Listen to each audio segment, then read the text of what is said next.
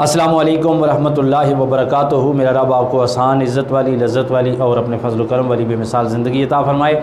اللہ تعالیٰ آپ سب کی تمام تر پریشانیاں دور فرمائے اور علم نافع عطا فرمائے، آمین۔ آج ہم الف لام کی اقسام پڑھ رہے ہیں۔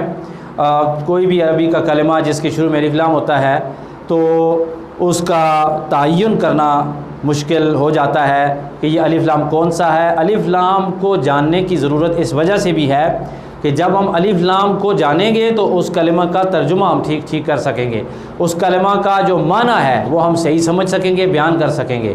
ٹھیک ہے جی، تو آئیے شروع کرتے ہیں۔ اچھا، الف لام جو ہے سب سے پہلے یہ دو احتمال رکھتا ہے، یا تو اسمی ہوگا یا یہ حرفی ہوگا۔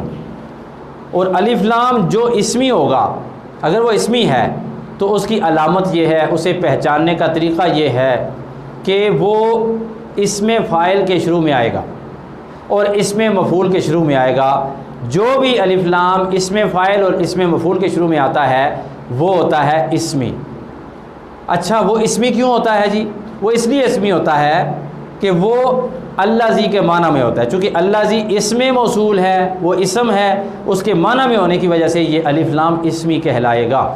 جیسے الضارب بمعنی الذی یضرب، یعنی وہ شخص وہ شخص جو مارتا ہے۔ ٹھیک ہے جی، اگر یہ اسم مفعول پر داخل ہوگا، جیسے المضروب بمعنی الذی یضرب، وہ شخص جو مارا گیا، وہ شخص جو مارا جاتا ہے۔ ٹھیک ہے جی، تو اسمی ہوگا تو اس کی یہ شیپ ہوگی۔ ٹھیک ہے جی، یا وہ حرفی ہوگا، یا وہ الف لام حرفی ہوگا۔ اگر وہ الف لام حرفی ہو تو پھر وہ دو حالتوں سے خالی نہیں ہوگا۔ یا تو وہ حرفی زائدہ ہوگا الف لام، یا وہ الف لام حرفی غیر زائدہ ہوگا۔ اگر وہ الف لام زائدہ ہو، حرفی زائدہ ہو، تو اس کی علامت یہ ہے، بہت ساری علامتیں، ان میں سے ایک علامت یہ ہے کہ وہ معرفہ کے اوپر داخل ہوگا، یعنی کسی بھی کلمے کو تحسین دینے کے لیے، حسن بخشنے کے لیے یا اسے مزین کرنے کے لیے وہ آئے گا۔ جیسے علی، حضرت علی کرم اللہ تعالیٰ وجہ الکریم کے نام سے ہم اپنے بچوں کے نام بھی رکھتے ہیں، یہ اسم معرفہ ہے۔ لیکن اس کے شروع میں اگر علی ہو، اگر اس کے شروع میں اگر الف لام ہو تو اس کا معنی ہے کہ یہ الف لام اسے مزید مزین کرنے کے لیے آیا ہے۔ جیسے ریاض معرفہ ہے، لیکن اس کے شروع میں الف لام آ جائے، الریاض، یہ اسے مزین کرنے کے لیے ہے۔ جیسے القرآن، قرآن ویسے بھی معروف و مشہور کتاب ہے، معرفہ ہے، لیکن اس کے شروع میں الف لام آ رہا ہے، اس کا مطلب کیا ہے؟ یہ معرفہ ہے۔ یہ الف لام جو ہے مزین کرنے کے لیے ہے، یہ حرفی زائدہ ہے۔ ٹھیک ہے جی، جیسے زبیر کو الزبیر پڑھ لے۔ ٹھیک ہے، یہ 3-4 مثالیں، اور بھی کئی مثالیں بن سکتی ہیں۔ اور بھی اس کے علاوہ چیزیں ہیں، جگہ ہیں، اسم ہیں، اسماء ہیں، جہاں پہ مقامات ہیں مختلف جو ہیں۔ یہ میں نے آپ کو ایک مثال دی ہے کہ جہاں پہ الف لام زیادہ آ سکتا ہے۔ آئیے، یا وہ ہوگا الف لام غیر زائدہ۔ اگر وہ الف لام غیر زائدہ ہو تو پھر یہ دو حالتوں سے خالی نہیں ہوگا۔ مثلا یا تو اس الف لام سے مراد اس کلمہ کی حقیقت یا ماہیت بیان کرنا مقصود ہو، یعنی اگر وہ الف لام کلمے کی حقیقت اور ماہیت بیان کرے گا تو وہ الف لام جنسی کہلائے گا، وہ الف لام جنسی کہلائے گا۔ جیسے الرجل خیر من المرأۃ، مرد بہتر ہوتا ہے عورت سے۔ معنی کیا؟ مرد کی حقیقت بہتر ہے عورت کی حقیقت سے، ماہیت مرد بہتر ہے ماہیت عورت سے۔ یہاں پر میں آپ کی خدمت میں ایک چھوٹی سی خوبصورت سی بات پیش کر دوں۔ یہاں سے مراد ماہیت ہے، افراد نہیں ہے۔ اگر افراد مراد ہو تو پھر یہ مثال صادق نہیں آتی۔ جیسے اگر ہم اس سے مراد لیں، مثلا ترجمہ یہ کریں کہ الرجل خیر من المرأۃ، یہ جو مرد ہے، مرد جنس کے افراد بہتر ہیں عورت جنس کے افراد سے۔ ٹھیک ہے، تو پھر کیا معنی لازم آئے گا کہ ہر مرد ہر عورت سے بہتر ہے، تو یہ چیز صحیح نہیں ہے، اس لیے کہ حضرت فاطمۃ الزہرا، حضرت خدیجۃ الکبریٰ، حضرت مریم اور حضرت عائشہ صدیقہ رضی اللہ تعالیٰ عنہن، جتنے بھی پاک لوگ ہیں، ٹھیک ہے جی، عظیم لوگ ہیں، ہماری مائیں ہیں، تو پھر وہ جو ہیں ان کا آج کے مردوں سے یعنی ادنا ہونا لازم آتا ہے۔ استغفر اللہ ربی من کل ذنب و اتوب الیہ، منطق کا ایک قاعدہ میں نے آپ کو بتایا ہے، یعنی اس مثال میں جنس مراد ہے، اور جنس کی جو حقیقت ہے اس کا جو ترجمہ ہے وہی ہوگا، افراد الگ ہے، اس غیر زائدہ سے مراد اگر افراد ہوں گے تو ہم اس کو الگ ڈسکس کر رہے ہیں، ٹھیک ہے جی۔ تو معنی کیا ہے کہ مرد کی ماہیت بہتر ہے عورت کی ماہیت سے، جو اللہ تعالیٰ نے انہیں ماہیت عطا کی ہے اس اعتبار سے، درجہ بندی کے اعتبار سے نہیں، روحانی اعتبار سے نہیں، ٹھیک ہے جی۔ ویسے تو آج کل اگر سوچا جائے تو آج جو ایک مومنہ عورت ہے جی، زمانے بھر کے کافر مرد بھی مل جائیں، ایک مومنہ عورت کے پاؤں کے خاک کو نہیں مل سکتے، ٹھیک ہے جی۔ مومنہ عورت فائق ہے، ٹھیک ہے جی، لیکن افرادی طور پہ یہاں سے مراد نہیں لیں گے تو معنی ٹھیک آئے گا۔ آئیے اب آگے چلتے ہیں۔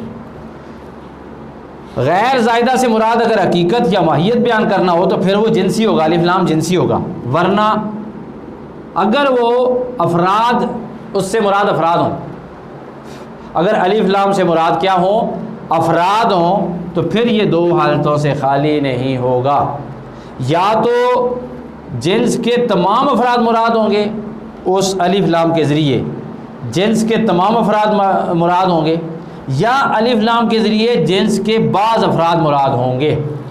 اگر تو تمام افراد مراد ہوں تو یہ الف لام استغراقی کہلائے گا، جیسے قرآن مجید میں اللہ تعالیٰ سورہ العصر میں فرماتا ہے ان الانسان لفی خسر، بے شک سارے کے سارے انسان جو ہیں یہ خسارے میں ہیں۔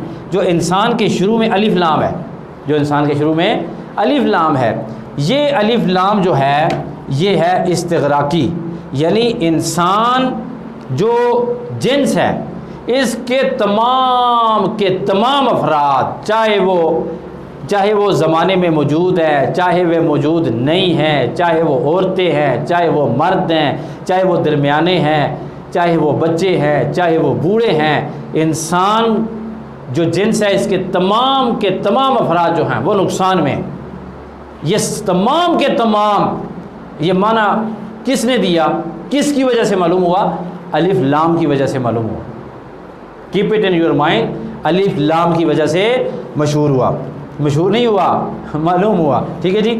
تو اب یہ الف لام کی تخصیص کرنے سے ان الانسان لفی خسر کا ترجمہ بھی وجود میں آیا، سمجھ میں آیا، معلوم ہوا، ٹھیک ہے جی۔ تو میں نے اوپر پہلے کہا تھا کہ الف لام کی اقسام سمجھنا اس لیے ضروری ہے کہ ہر کلمے کے ساتھ جو الف لام ہے اس کا تعین کر کے ہم اس کے بالکل ایکوریٹ اور بالکل جو ہے درست ترجمے تک پہنچنے کی کوشش کرتے ہیں، ٹھیک ہے جی۔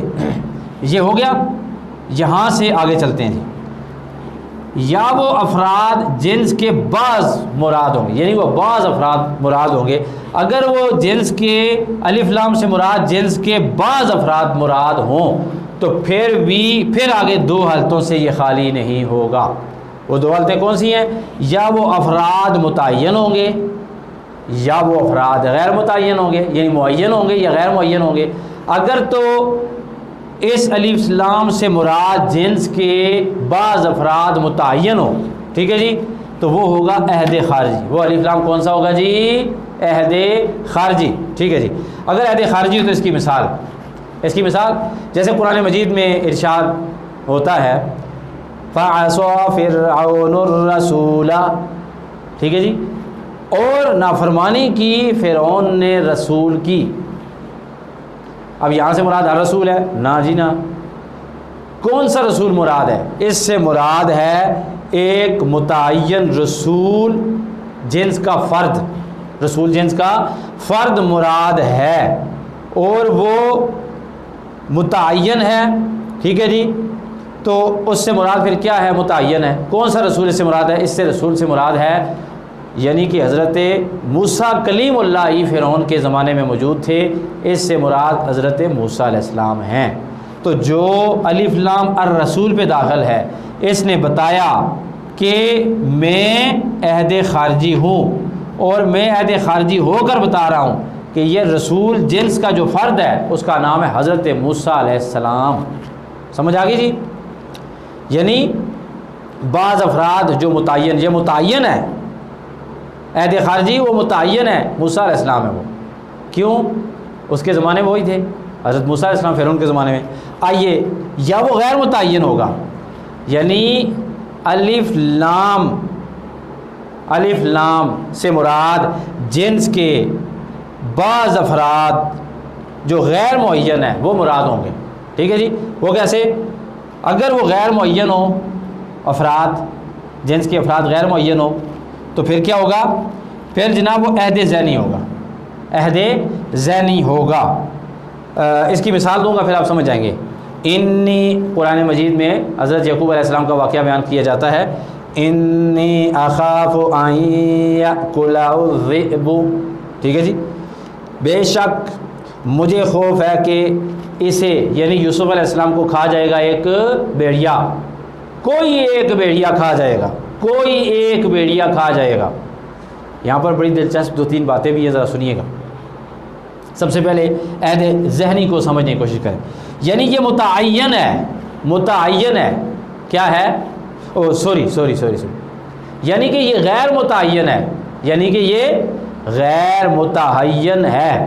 غیر متعین کیسے ہے؟ حضرت یعقوب علیہ السلام نے فرمایا، یہ تو نہیں کہا کہ میں اس بھیڑیے کو جانتا ہوں، اس کا رنگ اتنا ہے، اس کا قد اتنا ہے، اس کی شکل ایسی ہے، نہیں۔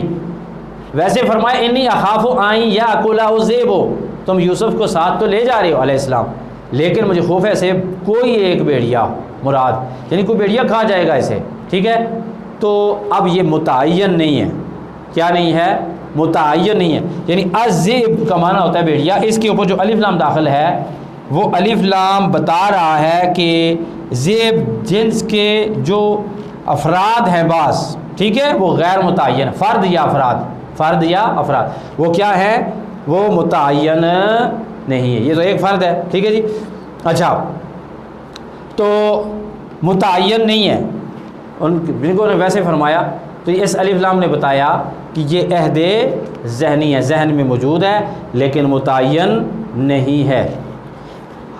بڑے مزے کی بات، سوال ہے آپ سے کہ کیا کوئی کلمہ بیک وقت معرفہ بھی ہو سکتا ہے، نکرہ بھی ہو سکتا ہے؟ ایسا ممکن ہے؟ پھر سوال پوچھ رہا ہوں، کیا ایسا ہو سکتا ہے کہ کوئی کلمہ بیک وقت، ایک ہی وقت پہ معرفہ بھی ہو، نکرہ بھی ہو؟ بتائیں، میں بتاتا ہوں۔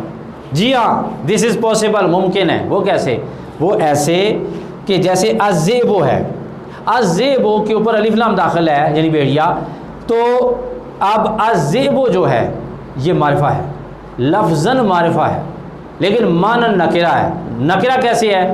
کہ بھائی حضرت یعقوب علیہ السلام نے کوئی متعین تھوڑا ہی کیا تھا کہ فلاں بھیڑیا اس کو کھائے گا، نہیں، اس کا ترجمہ کیا تھا کوئی بھیڑیا اسے کھا جائے گا۔ تو یہ تعمیم کا معنی اس میں پایا جاتا ہے، مانن، یہ نکرہ ہے، مانن کیا ہے؟ نکرہ ہے، اور لفظاً یہ معرفہ ہے۔ مجھے امید ہے آج کا سبق آپ کو سمجھ آ گیا ہوگا۔